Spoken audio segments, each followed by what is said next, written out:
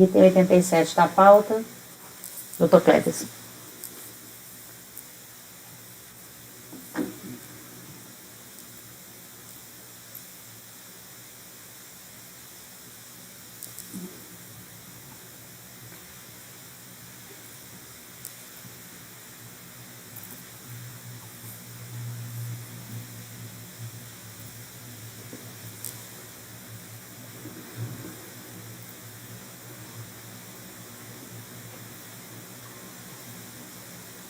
O item 87, o recorrente ao Estado de Rondônia. Lançamento de contribuição previdenciária, período de junho de 2007 a janeiro de 2009, com exceção da competência dezembro de 2008. Trata-se de diferença da contribuição JURAT, benefício concedido em razão do grau de incidência e capacidade elaborativa. Diferença de 1%. Em síntese, o Estado de Rondônia informou a CNAE na GFIP, nesse período, informou a CNAE 8411, dígito 6, Administração Pública em Geral. A mesma Administração Pública em Geral, anteriormente informada, antes da competência 6 de 2007. Só que antes tinha um outro código, 7511. Essa CNAE, então, representaria a atividade preponderante.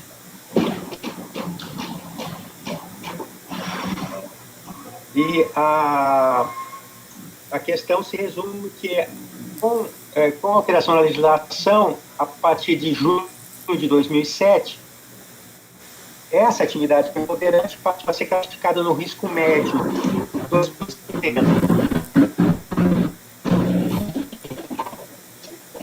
E o Estado de Rondônia continuou a 1%.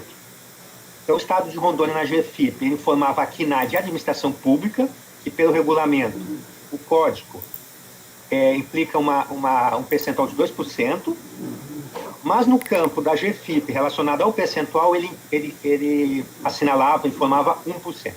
Então, a diferença de 1%, esse 2 para 1, foi objeto do lançamento do ofício. Já foi feito o cálculo da multa mais benéfica, e os argumentos do Estado de Rondônia são que a nulidade da intimação do acórdão de primeira instância, porque não foi feito, a intimação não foi realizada de acordo com a lei orgânica da Procuradoria-Geral do Estado de Rondônia, que determina a intimação pessoal do dirigente do órgão público. Acrescenta o Estado de Rondônia que o entendimento do STJ é que o percentual dessa contribuição, GILRAT, é definido pela atividade preponderante de cada estabelecimento, segundo o número do CNPJ. Para fins de cálculo da atividade preponderante, deve-se incluir segurados vinculados à atividade meio também, não só os da atividade fim. As atividades dos segurados, que foram informados em GFIP, elas são essencialmente administrativas, ou seja, o risco leve de acidente de trabalho, que implica percentual de 1%. A despeito do código da CNAE, declarado em GFIP, não é correto afastar a efetiva aferição da atividade preponderante da empresa, sob pena, então, de vulneração ao princípio da verdade material que norteia o procedimento administrativo. Em busca da verdade material, o recorrente possui o direito de trazer aos autos a documentação comprobatória de suas alegações até o julgamento final. Essas são as alegações do Estado de Rondônia. Eu conheço do recurso,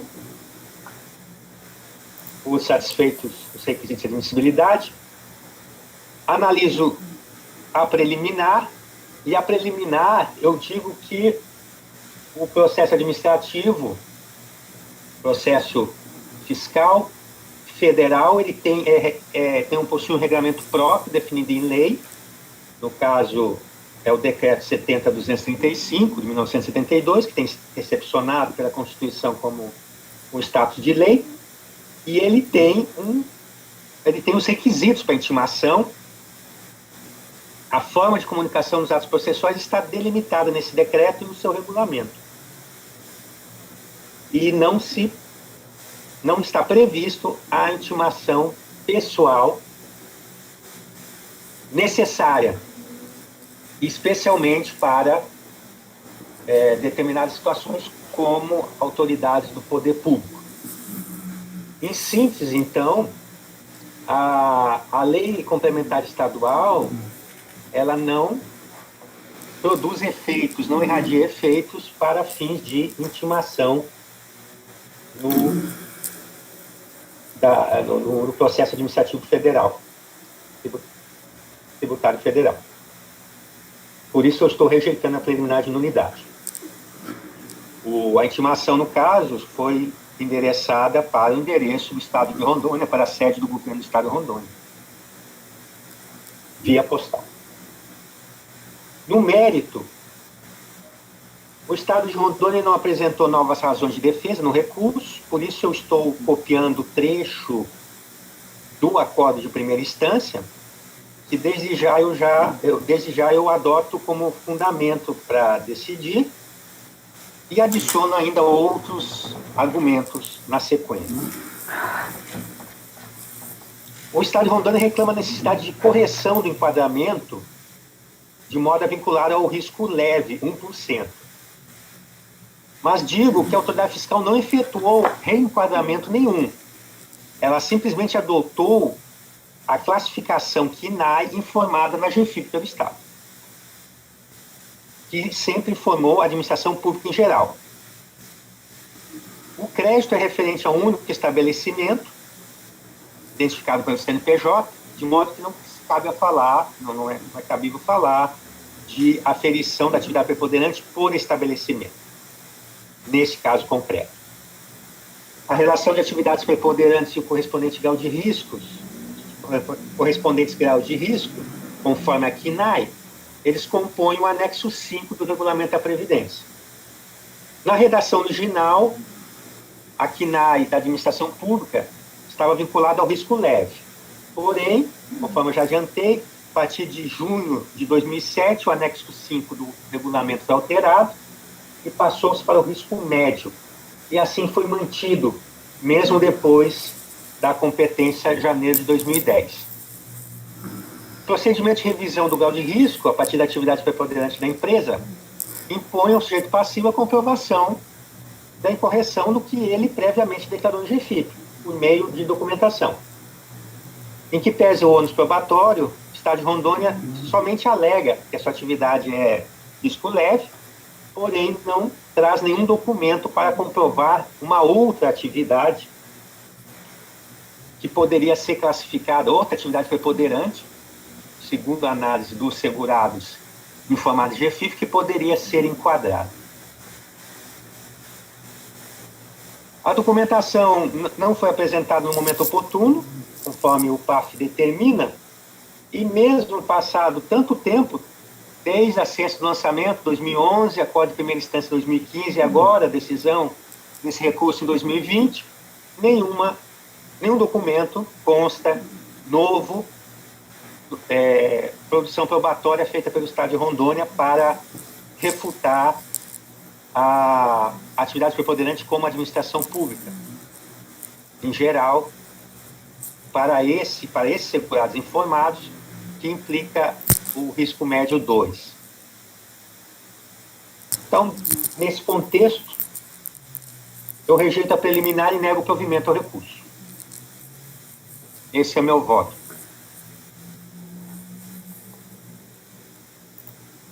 Perguntas?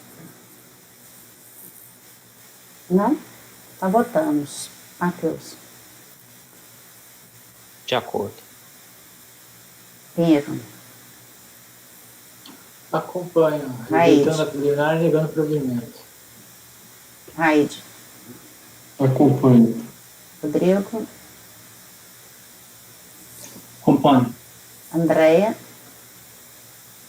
Acompanho. André. Acompanho. Então, por unanimidade, a gente está plenário no mérito negar provimento ao recurso. Item 88, Andréia.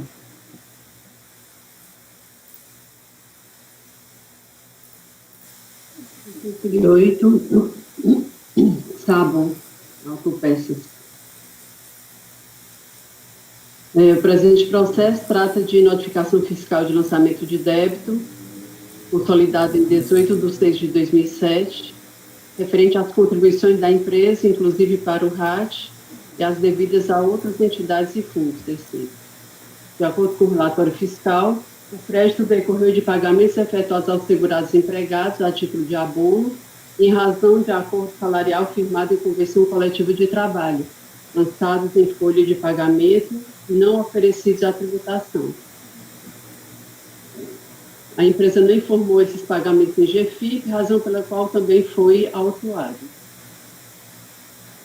No recurso voluntário, o contribuinte alega que o abono pago não pode ser tratado como salário, uma vez que, de acordo com a convenção coletiva, trata-se de abono pecuniário para ajuda de custo nos termos de que trata a letra J, inciso 5, parágrafo 9 do artigo 214 do Decreto 3.048. Passando aqui para julgamento, voto. Embora o recorrente não tenha se pronunciado acerca da decadência do seu recurso voluntário, por ser matéria de ordem pública que transcende aos interesses das partes, pode ser apreciado de ofício pelo julgador, razão por que passa a análise. O crédito tributário se refere ao período que eu cito aqui, 12 de 99, 1 de 2000, 2 de 2003, com ciência do sujeito passivo em 18 de 6 de 2007. A contagem de prazo decadencial deve ser interpretada em consonância com os preceitos estabelecidos no Código Internacional, em especial para o 4º do artigo 150, no caso de pagamento antecipado, ou com base na regra prevista no 331, na hipótese de inexistência de pagamento parcial ou na comprovação de ocorrência de dolo, fraude e simulação. Como se trata de diferenças de pagamento do período fiscalizado, de acordo com a regra estabelecida no parágrafo 4º do artigo 150 do CTN, o crédito tributário lançado encontra-se culminado pela decadência. Então, a minha conclusão é que o exposto eu conheço do recurso voluntário e dou-lhe provimento.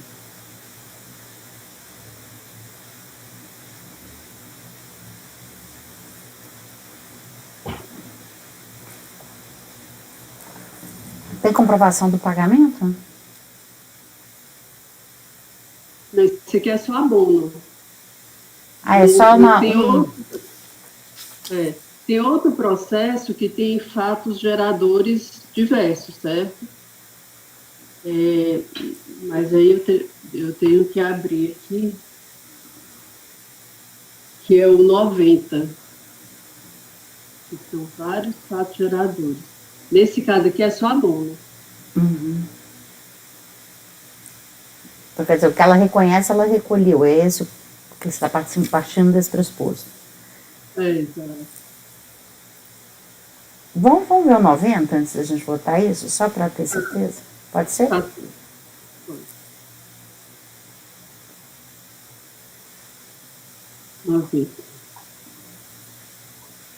Esse aqui é NFLD referente à contribuição da empresa, IRAT e as outras entidades e fundos.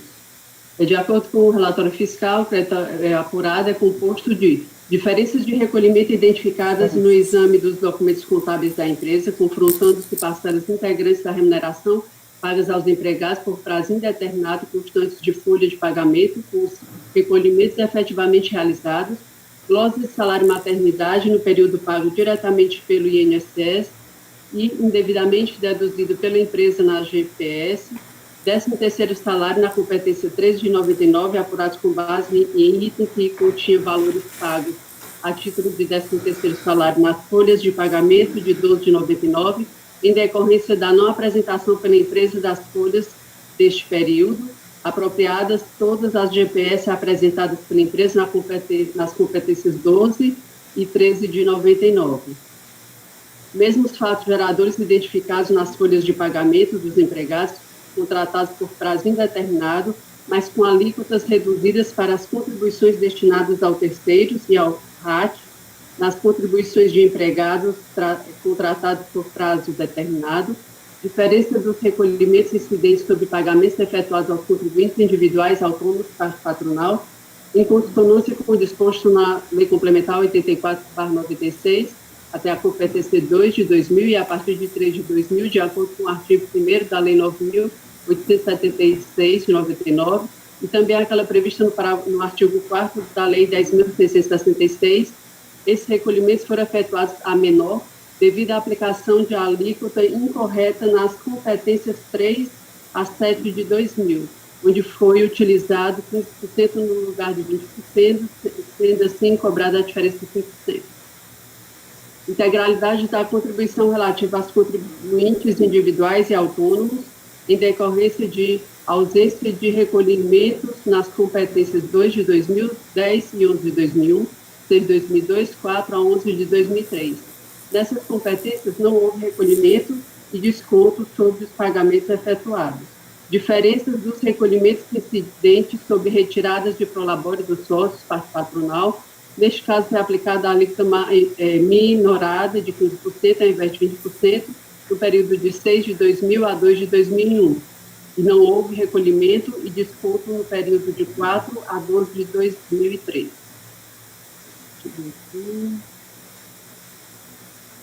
Tá, a empresa apresentou recurso voluntário, onde demonstrou onde alega que demonstrou de forma inequívoca que os recolhimentos de 12 de 99, inclusive 13º salário, se deu de forma correta e, para tanto, anexou os resumos das folhas de pagamento de dezembro de 99 e as vias de recolhimento. Por cautela, impugna os valores apresentados nos anexos da notificação. Com relação aos contribuintes individuais, recolheu as contribuições previdenciárias sobre estes valores, sendo por demais rigorosa a aplicação da multa de 100%. Também, né, ela não se pronunciou sobre a decadência, mas eu me pronunciei aqui, por ser matéria de ordem pública. Falo que o crédito tributário se refere a esse período que eu cito, com ciência do sujeito passivo em 18 de 6 de 2007. A contagem do prazo decadencial deve ser interpretada, isso aqui eu já falei até no outro, né?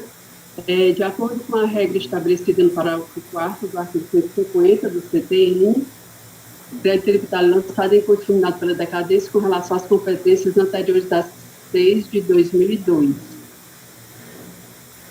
Com relação ao mérito, considerando que o recurso voluntário apenas reproduz os argumentos apresentados em sede de impugnação, sem acrescentar nenhum elemento novo que seja hábil a justificar a reforma da decisão recorrida, quanto ao mérito, tendo em vista o que dispõe o artigo 57, parágrafo 3º do anexo 2 do regimento interno do CARF, adota os fundamentos da decisão de primeira instância abaixo reproduzidos para que venham integrar o presente voto com as razões de decidir. Contribuição previdenciária e autônomos. Tratam-se, basicamente, de diferenças de recolhimento constatadas pelo exame contábil dos documentos da empresa, notadamente parcelas integrantes da remuneração paga aos segurados a seu serviço, presente na sua folha de pagamento, em confronto com o recolhimento efetivamente realizado. Tais divergências no recolhimento foram identificadas em períodos anterior e posterior à implantação da GFIP. E nela encontram-se informadas, tendo sido constituídas, nesse caso, com redução de multa. A empresa não contesta a ocorrência do fato gerador, salvo pela impugnação genérica do lançamento. Por cautela, no dizer da impugnação, apenas insurge-se quanto ao levantamento efetuado na competência 12 de 99, quando, no dizer da autoridade notificante, em decorrência da não apresentação da folha de pagamento específica para o 13º salário. Utilizou-se da folha de pagamento de dezembro que continha os valores pagos a título de 13º salário para constituir o crédito, abatendo o quanto apurado todas as vias da Previdência Social GPS, recolhidas pela empresa nas competências de 12 a 13 de 99. Não procede nem restou demonstrada a impugnação genérica da empresa nos cálculos efetuados pela autoridade fiscal, anexa à guia de comprovar, porque esse aqui foi retirado de lá, né, comprovar a sua alegação de inexistência de diferenças de recolhimentos da competência 12 de 99, os mesmos resumos de folha de pagamento de dezembro de 99, já apresentados à fiscalização, omitindo a folha de pagamento específica do 13º salário. Apresenta ainda as mesmas GPS que foram consideradas para abater o crédito constituído nesta competência, de acordo com o relato fiscal e o anexo relatório de lançamentos. Portanto, não aduz nenhum elemento capaz de infirmar o crédito constituído, quer nesta competência, quer nas demais, cuja contestação é apenas genérica. Contribuintes individuais. O tocante à contribuição dos segurados autônomos e contribuintes individuais são integralmente devidas. Aí aqui ele cita a Lei 7.787, fala que o Supremo Tribunal Federal declarou a inconstitucionalidade, faz um histórico aqui, né? Foi instituída a Lei Complementar 84 de 96, com a alíquota de 15%, e vigente no período compreendido entre 5 de 96 a 2 de 2000.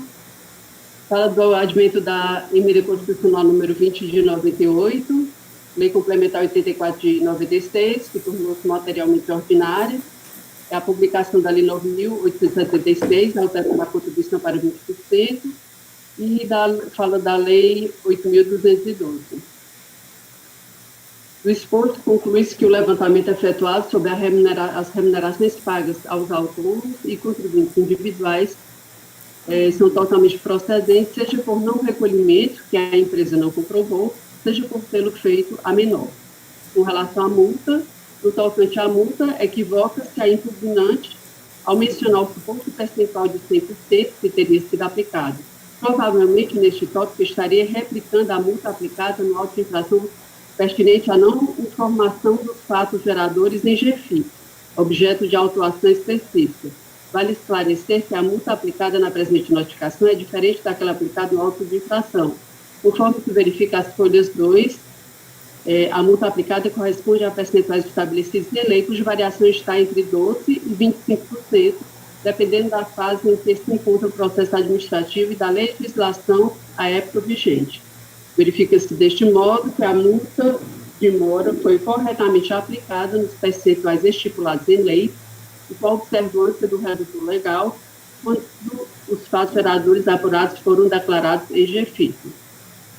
Dessa forma, não merece reparos a decisão de piso, devendo ser mantido o lançamento.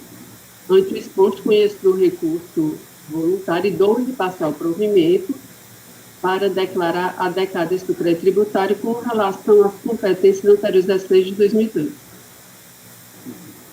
Dessa forma, nesse ponto, não merece, não é nesse ponto que eu estou dando a decadência. O lançamento foi por diferença, né?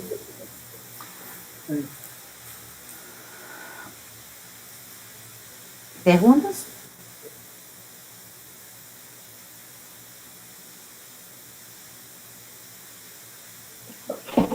Da minha parte, eu tem que só indicar que há recolhimento. Indicar que há recolhimento, né? Porque esse raciocínio de diferença... Tá certo. Não tem RDA? Tem. Então, melhor citar as folhas lá. Só Todas as competências, inclusive. Tem que ser analisada a decadência por competência, né? Mas você já verificou que tem? Já que está isso.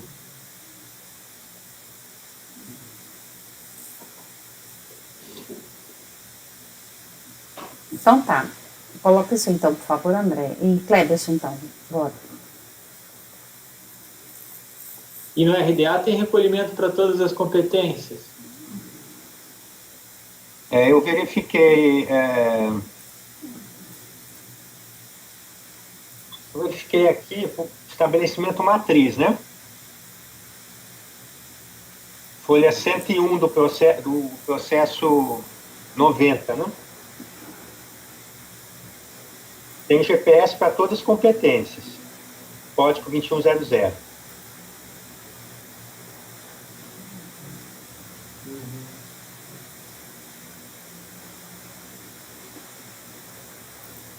competências de 6 de 2002 para trás, né?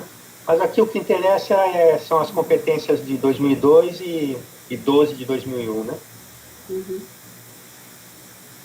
Que a decadência pelo 173 independe de recolhimento. Obrigada. Me parece aqui que os recolhimentos estão, página 101, 101, né? 102. O lançamento para o estabelecimento 4, de acordo com o DAD aqui, é 1/2003. O estabelecimento 6, 12,99. Tem mais alguém aqui? 9. 1,98, 2,98. Bom, Mas todos esses daqui, ele está reconhecendo no DAD créditos diversos. mas esse é de GRPS, né?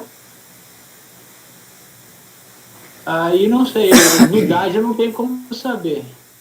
Pela Não está na competência. coluna GPS, está na coluna diversos. Não, pela competência. Ah, pela competência 99 e 98, sim. Não, então é GRPS. Quais são o CNPJ é o quê? Não é a matriz, então, é 4? Tem o 01, que é a matriz. Daí tem o 04, o 06 e o 09. Pois é, o 01 tem esses recolhimentos. Agora, o 04, os recolhimentos são a partir de agosto de 2002.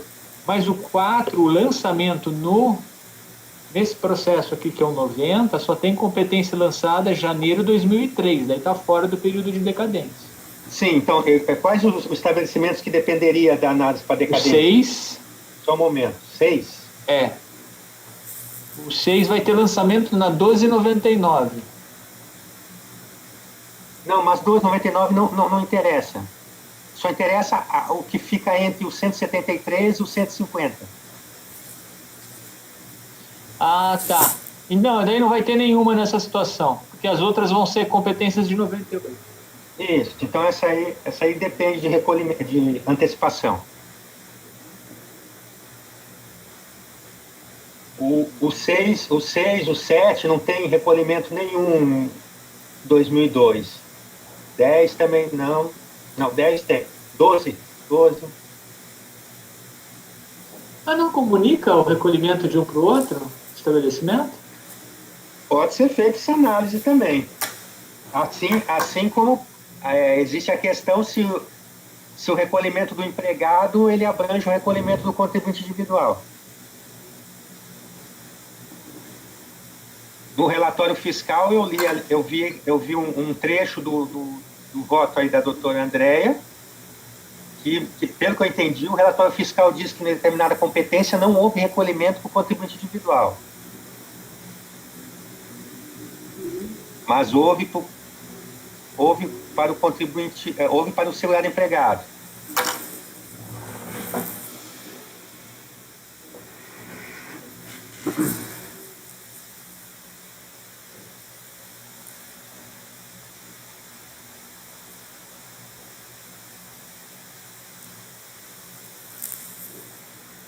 Aí essa mesma observação sobre recolhimento tem que ser feito no outro, doutor André.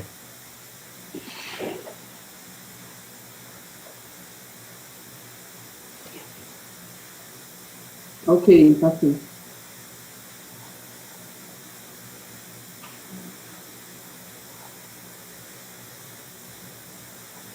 Isso vai evitar eventual embargo, inclusive da Procuradoria. Uhum. Eu vou até copiar no mapeamento aqui, outra 88.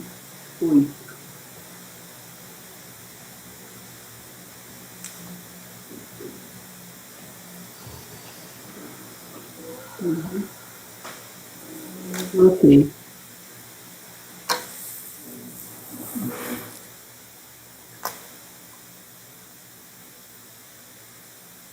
Anotado. Ok. Então, podemos julgar esse daí? Caneta.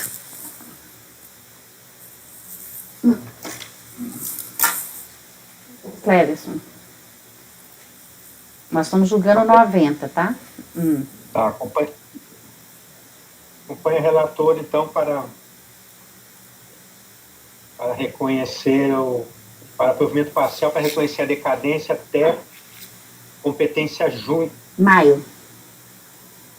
É maio, É, desculpa, maio de 2002. até a competência maio,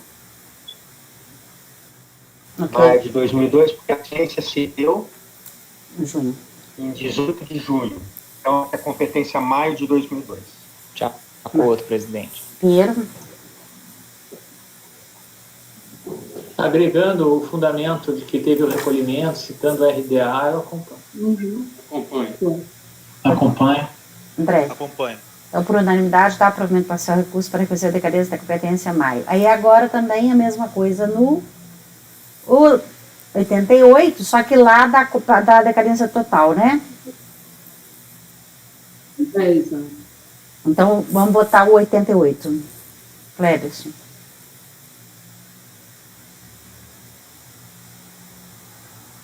Acompanho a relatora com as mesmas observações. Certo. Matheus, Acompanho. Acompanho. eu já deu. Raíde, Acompanho. Acompanho. Rodrigo, Acompanho. André.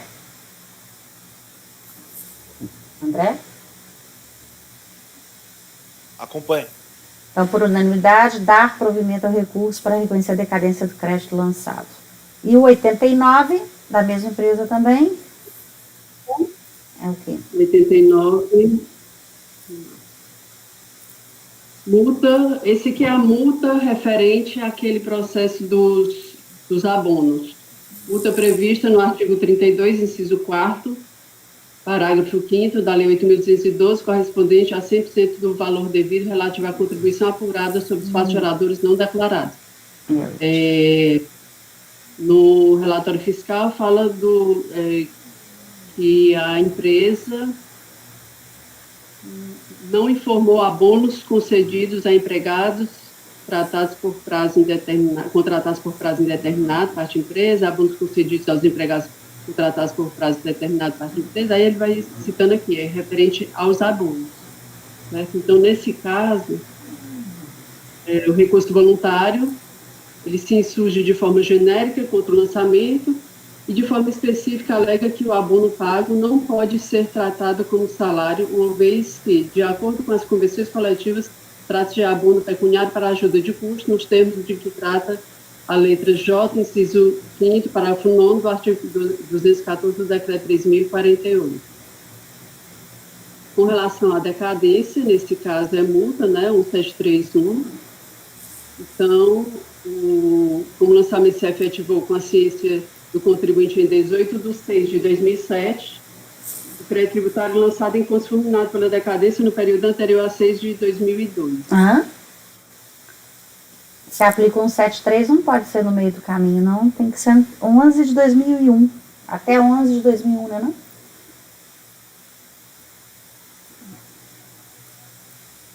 Peraí. Então é até... Não, 11 de 2001. é isso mesmo, né? Não é isso? Os demais aí acompanharam o raciocínio? A ciência não foi 2007? Então, 12 de 2001, entrega de janeiro de 2002. 2007. 3, 4, 5, 6, 7. 3, 4, 5, 6, 7. Exatamente. É isso mesmo. Então, até 11 de 2001.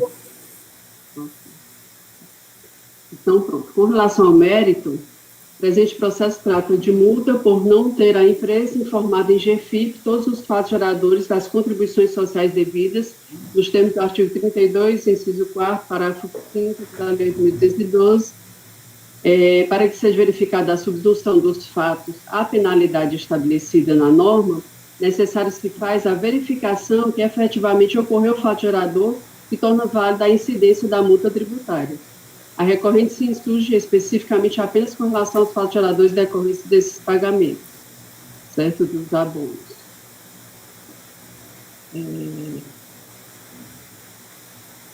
Só resumir aqui.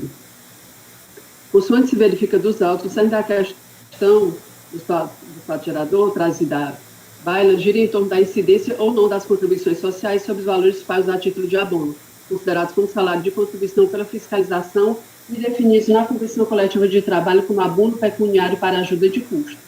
Inicialmente, cabe ressaltar que os acordos e convenções coletivas de trabalho não detêm o poder de alterar a definição legal do fato gerador de contribuição para a Seguridade Social nos termos do artigo 114 e 123 do CTN que eu cito. Nesse contexto, cabe ao fisco investigar e verificar a ocorrência do fato jurídico tributável,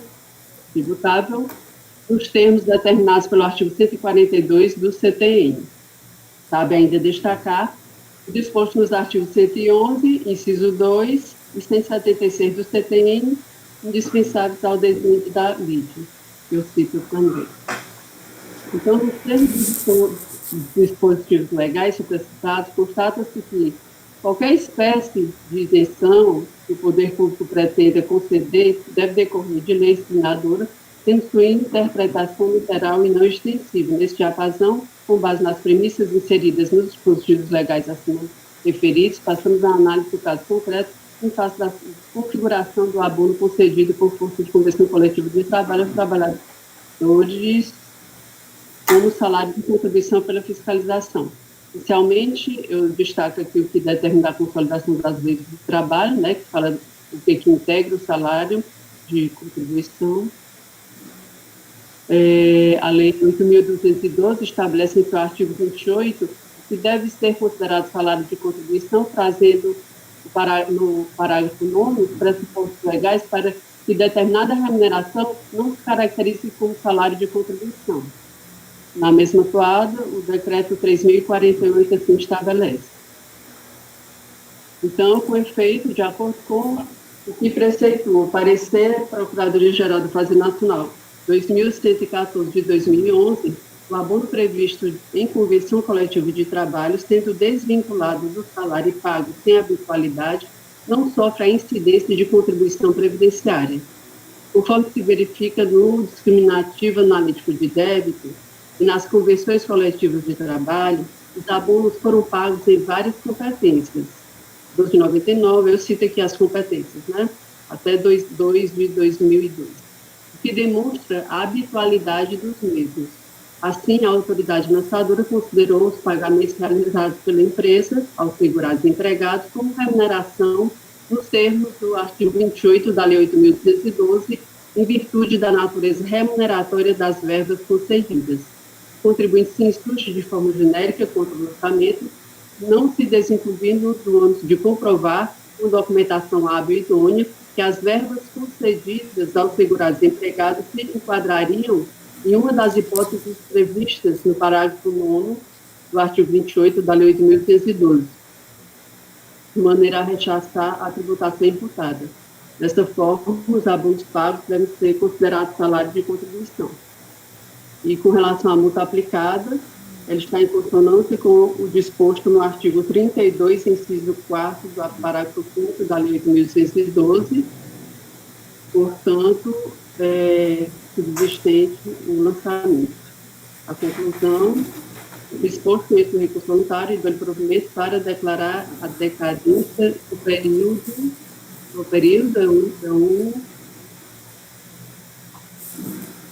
decadência até a competência de maio de... 11 de 2001. 11 de 2001. Isso. Cléris.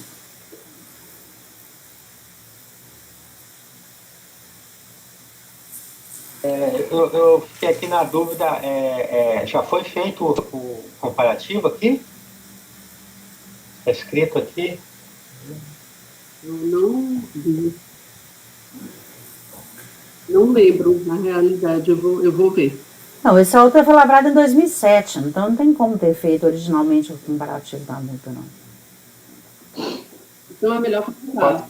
Pode ser feito pela DRJ, né? Se desse provimento. Se tivesse sido, né? Mas não foi o caso, né? De qualquer forma, é melhor colocar, né? Deixa eu só ver aqui se foi colocado na DRJ.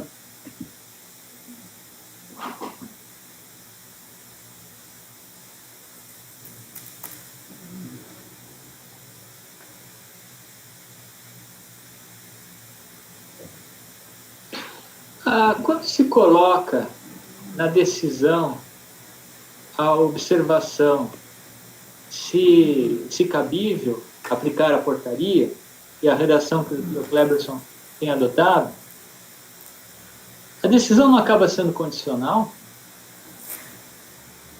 Não, porque a gente fala assim é mais benéfico, para evitar A própria embargo. portaria, ela diz que é ser a hipótese. Mas é que a própria portaria... Não, mas não acaba se tornando condicional a decisão? É isso que eu pergunto. Se a gente Eu não entendo que não é coloca... condicional, pode ser até repetitivo pelo fato da portaria falar em ser mais benéfica. Mas condicional não. A premissa, ou Condicional- seja, já está na portaria. Condicional não, porque a decisão é para aplicar a portaria. Assim, é para entender, ao menos, é para entender que é para aplicar, é para fazer o recálculo de acordo com a portaria. Tem que fazer.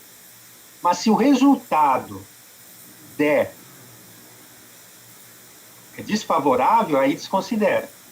Mas é que a própria portaria já diz, não, isso está implícito, né, na estrutura dela. É por isso que eu falei, pode ser até que seja desnecessário implícito, mas não que seja condicional. Tá. Mas a gente você começou a colocar, eu adotei a mesma linha, pode porque gerar dúvida. teve embargo. Nós recebemos É. embargo por causa disso. Então, deixa claro para quem for fazer. Né? André, então fica provimento parcial para reconhecer a decadência até 11 de 2001 e determinar o cálculo da multa em conformidade com a portaria 14, se mais benéfico para o sujeito passivo, certo? Sim. Correto. Cleberson, Acompanha o relator. Matheus, Acompanho. Pinheiro, Acompanhe. Raide, Acompanho. Rodrigo, André, Acompanho. eu também, então, por unanimidade, provimento parcial, reconhecer a decadência até 11 de 2001 e determinar o cálculo da multa conforme portaria 14. Bom, vamos almoçar, nós retornamos às 14, tá ok? Bom apetite.